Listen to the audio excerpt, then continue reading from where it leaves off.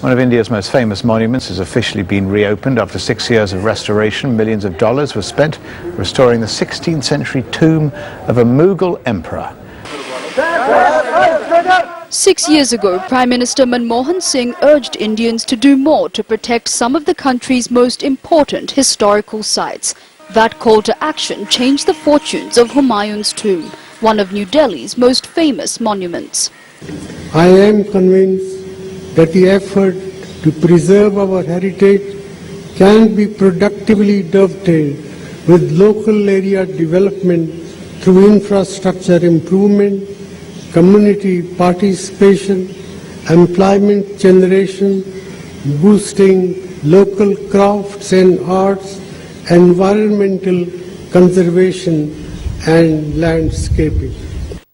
Architects, engineers and craftsmen worked 200,000 hours to restore this UNESCO World Heritage Site.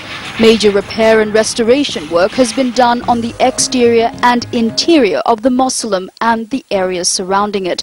Conservationists say Humayun's tomb is a testament to changing attitudes towards historical sites in modern India. If conservation is to be meaningful in India, the only way forward is if it leads to better quality of life and economic gain for local communities. So conservation cannot be treated in isolation anymore.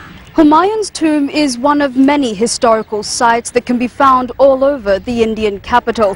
While some are in better condition than others, in recent years the government and conservation groups have made a big effort to restore them to their former splendor. For years, modern and ancient India have survived side by side. This 16th century tomb is nestled among a fast-growing residential neighborhood. Once considered a burden by locals, it's now the sparkling jewel of the block.